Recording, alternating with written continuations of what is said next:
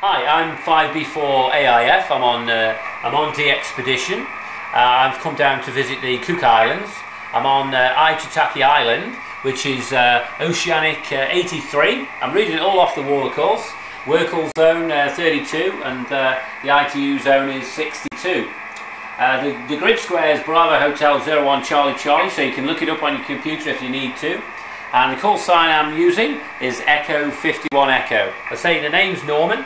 Outside, I've got some aerials, and we've got an A3S which does 10, 15 and 20 metres, which the wife and kids helped me to put up.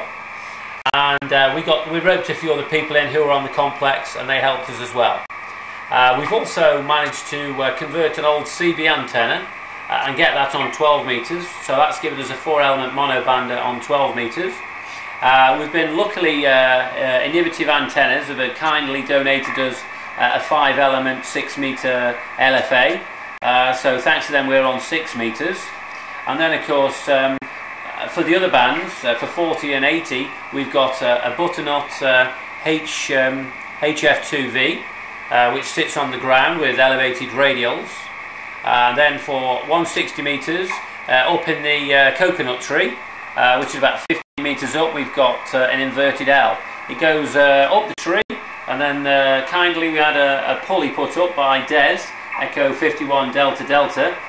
So we've got a flat top on that, and that's just got 2 radials, and that's got us a few contacts. Currently we're on 10,528 contacts. We've been doing SSB, CW, PSK, we've done some FM, and we pretty much have covered the 10 bands, and it's been very interesting, depending on the weather, as also depended on the locations we've managed to get through. But most of the time we've been running on long path, which has been great.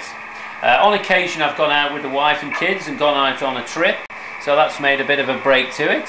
But most of the time I try to sleep in the day, and an hour before the sunset I usually get on the air, which is normally around 5 Zulu. Most of my times are dedicated onto Zulu because it's more convenient, because that's where everybody else works, of course. So we pretty much work through the night, and we've done a lot of long path.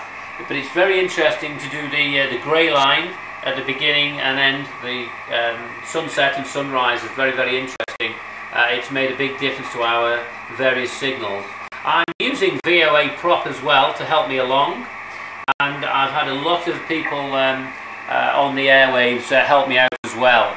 Some American guys have been very, very helpful, and I've had a couple of guys in Bulgaria who've also been really helpful. We've managed to communicate via Skype, so they've managed to tell me if I'm a good signal in their part of the world, and also they've managed to spot me on the cluster, so it's really, really helped me get those pile-ups going. The pile-ups have not lasted quite as long as I'd like. We've had a couple of 4-hour pile-ups, but of course everything comes to an end sooner or later, and we've managed to, say, work quite a few, so it has been interesting. A little frustrating at times, but that's always the case. You just have to bear with everything and get on with it. The equipment I'm running at the moment, we've got an ICOM 7000, and that's just sitting on top of the bandpass filter. Underneath we've got an ACOM 1000 amplifier. We've been running 400 watts, which is the legal limit over here, and we've got a small power supply. On the right hand side we've got an FT857D. Underneath that there's a signal link, which we've been using that for digital modes. So we've got a separate computer, a little mini computer, a little Asus here, that's been running the digital modes, so that's really good. But when we've been using 2 bands on digital modes, we've also got another interface here which plugs in the back of the ICOM 7000, a Mike 0 Alpha Queen Charlie interface, which is very, very useful. You can also see on the bench here, to stop the interference, when I've been using on 12 metres, this particular filter, it's an ice filter, it stops QRM coming from the other radio. Doesn't eliminate it completely, but it makes a big difference. It means I can operate two radios at the same time, so I can be talking on one and doing digital PSK on the other, which has been very useful. We've also the TV there. You might laugh, but the TV is actually connected into the back of the ICOM radio because my eyesight's not so good. You've got an external display. You can actually show the thing on there. In fact, if I put it on, and you can actually see, the display on the telly when it comes on. There we go. So when we're running R2TY, I can use the radio to also to decode the signals as well, and it's more convenient. Sometimes the radio picks it up better than the computer. I use Logger 32 for my logging, as it's just something that's it's a free program and it's very easy to use, as you don't need anything particularly complicated to do this sort of thing. We're connected to the DX cluster. We usually use K1 TTT, which is most convenient for the things that I need it for. That's pretty much it. Apart from, of course, you need to sit here with a fan on your back.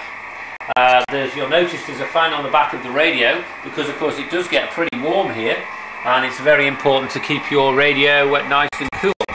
You don't keep your radio cool, your radio will close down. So that's quite important. And you'll notice the other radio's got a fan near it as well. All these things are quite important when you're running for a long time. I do run. When I first got here, I did run for like 20 hours.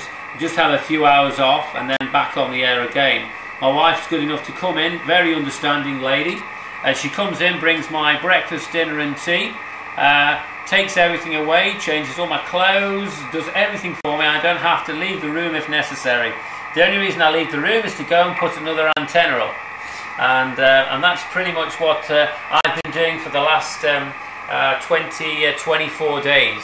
We've got a limited amount of time left now. It's 6 Zulu, but unfortunately we're going to have to close down at 4 Zulu tomorrow because Des, Echo 51 Delta, is kindly going to take us back to the airport so we can fly off away from the paradise over here. What's it called? And of course, if you look on QRZ.com, you can see a picture of the island, and if you want to have a look around the property that we've got, there are pictures on there, and you can see it. It's Ginas Garden Lodges, and you can actually see everything. There's some lovely pictures on there. You can see all the aerials.